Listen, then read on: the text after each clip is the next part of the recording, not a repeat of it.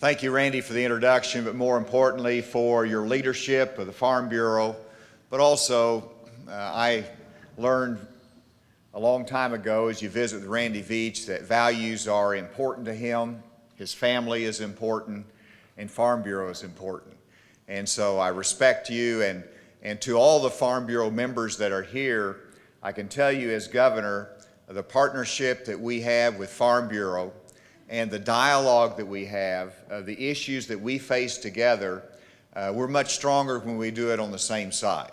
And I'm glad as governor that we've been together on so many issues, and I'm grateful for your support, your advocacy for agriculture in Arkansas, and your support for me on a number of different issues. Randy mentioned my 5 grandchildren.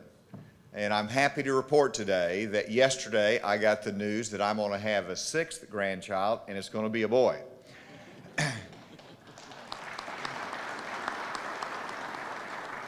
And so, even as governor, family's important. This last Thanksgiving was so wonderful, having a little time to relax with family. I even got 2 hours to spend on the deer stand. So I'm blessed, and I'm blessed with a wonderful family. Someone remarked that they saw me yesterday on a video breaking some wood at a Taekwondo studio. And it's true. I just want to give you a little bit of warning. If you're invited to go to a Taekwondo studio and they say anything about presenting you with an honorary black belt, turn it down. Because I learned that there's a little requirement that before you get your honorary black belt, and that is you've got to break some wood. And I looked at that wood and I said, is it sawed in half in advance? And it wasn't. And, but you know, it's an incredible experience. It really represents another world headquarters being located in Arkansas that we're very proud of. But you know, that experience, and I hadn't done that in 50 years. But whenever you do something like that, there's 3 things that are important: focus, follow through, and faith. You have to focus on that board. You've got to follow through or it's never going to happen. And you got to have faith that they didn't put too hard of a wood in there, that it's not oak. And particularly whenever you're in front of a crowd.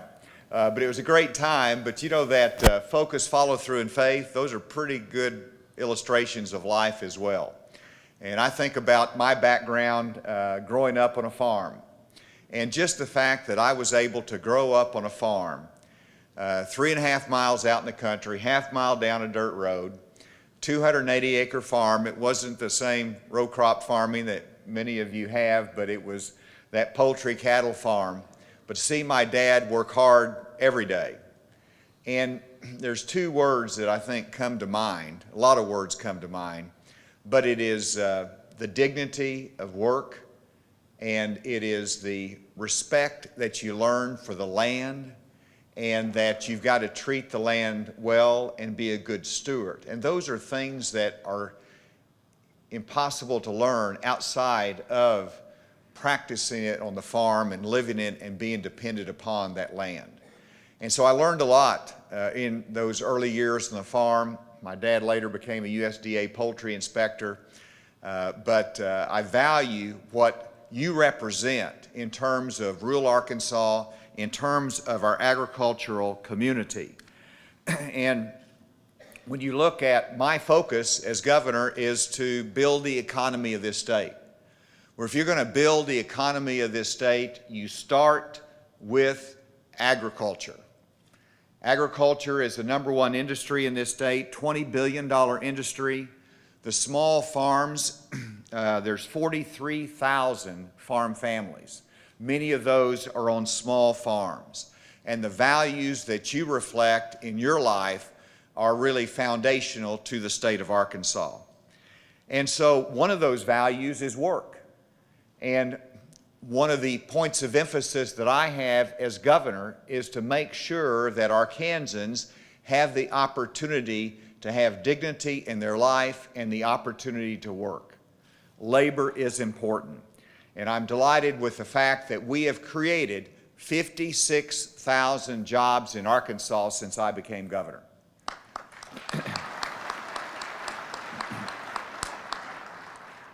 We have, in essence, full employment in Arkansas with an unemployment rate at 4%, and it did get down to 3.8%, which is the lowest unemployment rate in the recorded history of Arkansas. And so people are working, we're creating jobs, and that brings value and dignity to their lives because people want to work. And I have the philosophy that if you're able-bodied, you ought to be working. And so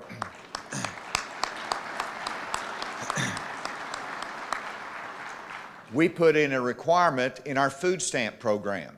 And the food stamp, the SNAP benefits are, one, great for agriculture, but it is also a great safety net for our citizens and for our families and for our children. But we put in a requirement that if you are able-bodied and on SNAP benefits, then you either ought to be working in worker training, or if you don't have those opportunities, you ought to be volunteering 20 hours per week in a community organization. Is that unreasonable? So we put that into place, and Cindy Gillespie, the director of DHS, came to me and said, Governor, you'd be interested in a story from South Arkansas that a gentleman came into the local DHS office and to renew his sign up for food stamp benefits, and they said, well, there's a new requirement in place. You've either got to be working in worker training or volunteering. Well, he ducked his head. He was embarrassed. He says, I don't have a job. And they said, well, can you do worker training? And there wasn't an opportunity for him, and they gave him a list of 5 organizations and said, you have to go out and volunteer 20 hours for one of these organizations in a month. So he left discouraged with his head down. 30 days later, the same gentleman comes back into the office with his verification that he had worked those 20 hours, that he had volunteered for a local organization. The lady at the desk at the DHS office looked at it and said, well, sir, you didn't need to work 90 hours. You only needed to work 20 hours. And he says, I know, but I enjoyed it, and it was what I wanted to do. People in our communities want to work, they want to contribute, and we want to provide that opportunity to them. And that's one of the things that I'm working on in the Medicaid population. That we have the expanded Medicaid population in Arkansas. You see stories about that from time to time, and it's grown to a number of over 300,000, which is too many. That's on there. But it is important to have that expanded health care benefit, particularly in our rural areas and for the benefit of our population in this state. But I've asked for a waiver from this administration so that we could put in a requirement that anyone on the expanded Medicaid would have to be referred to workforce services for worker training. Is that not reasonable? That if you're able-bodied, you ought to be referred, if you're going to be on this supplemental benefit that the taxpayers are going to pay for, that you ought to be in worker training, you're going to be referred to that. I actually believe that it needs to go further than that. And if you're able-bodied, that you're actually going to have to go to work. And to have that requirement in place, very similar to the SNAP benefits, either worker training, or voluntary organizations. We cannot get that kind of permission from this administration, but we have a new administration coming into place. And former Congressman Tom Price, once confirmed, will be the new head of Health and Human Services, and we will be going back and asking for new waivers and more flexibility from the new administration so that we in this state can operate our health care system so that it can be a safety net, but also that it can be a stepping stone to work, and that it can also be affordable, and it's something we can afford in our state budget. That is my goal, and I look forward to hopefully having that flexibility in the next administration. Let me talk about agriculture for a few minutes today. My priorities in Arkansas agriculture are clear. First of all, we need to expand world markets for the benefit of our incredible producers on our farms here in this state. And so that is why I went with your chairman, Randy Veach, and others to Cuba. I was the first governor to be there after we restored diplomatic relations. And a governor can make a difference. And not only did we talk about the 11 million people there in Cuba that want and need our rice, they need our agricultural products, and specifically they needed our poultry. And I made the case to them. They actually had an avian flu ban that had not been lifted. We got that lifted. When I returned, Cuba placed an order for Arkansas poultry of 4,500 tons of Arkansas poultry.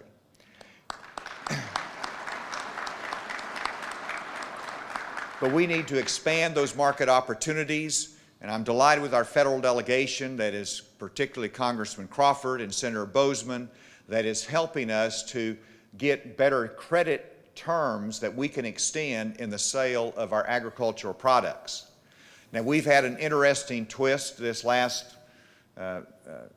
week or so when we've had the death of Fidel Castro.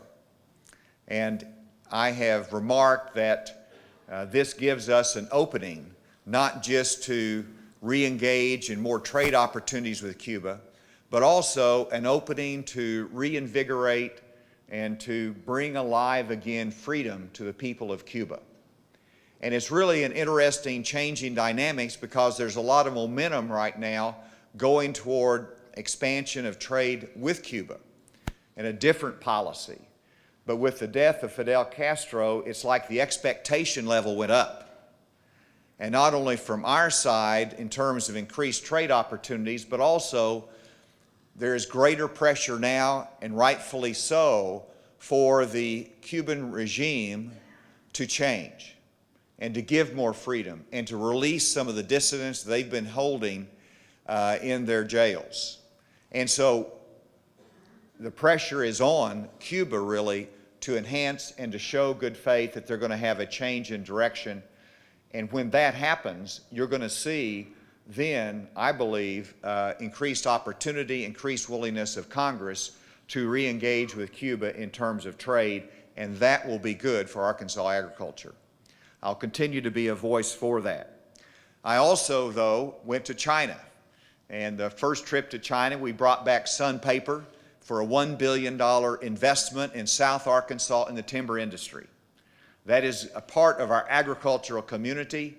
It is important to our economy in South Arkansas, and I've continued to meet with them. They're continuing to invest and prepare for that investment. This last trip to China, we were able to sign an agreement with Tianyin Garment Company. It is the first garment company that did not leave the United States and go to China, but they are leaving China and coming to the United States.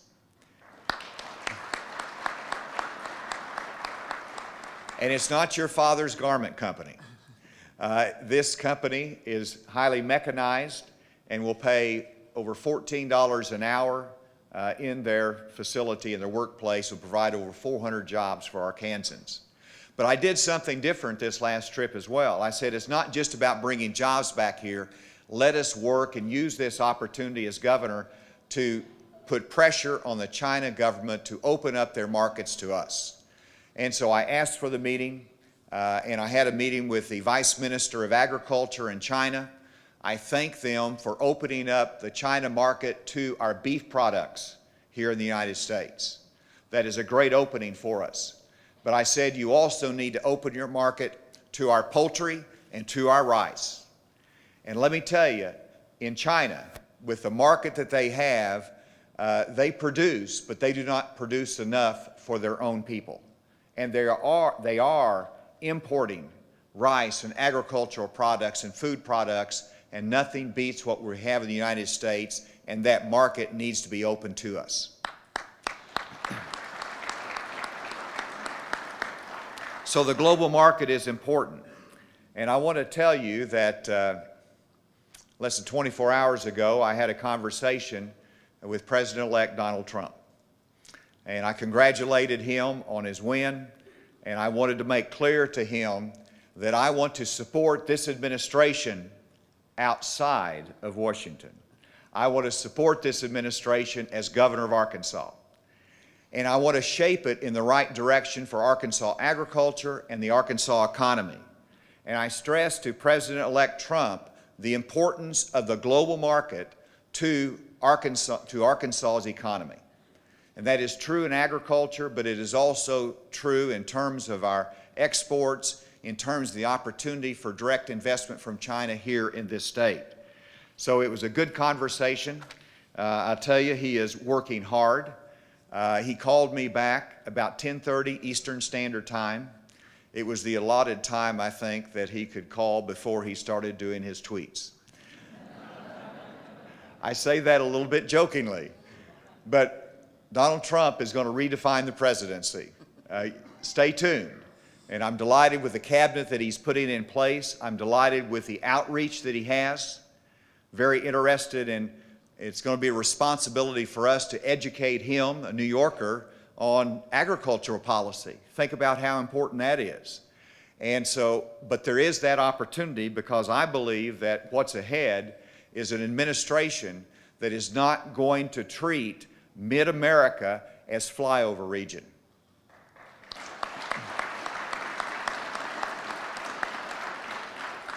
I expect from this administration more flexibility to the states in carrying out education policy, more flexibility for the states in terms of health care policy, and a greater appreciation for our values, for our culture, for the Second Amendment, and for our agriculture that is so important to us. So I hope, as governor, to shape the future and to engage in this administration for the benefit of this state. So let's talk about what's ahead. And there's another thing that's ahead in my life, and that is the legislative session. Someone accused me of getting ready with my Taekwondo experience, getting ready for the legislative session, and it's not true. And I know I saw Bruce Malik here, and I just want to say hats off, Senator Malik. What a great member of the legislature and a supporter. And now I'm all in trouble because I didn't see anybody else out there, but I know we have some other legislators. Would the legislators that are here today just stand up and be recognized, please? Thank you. Here's the other one.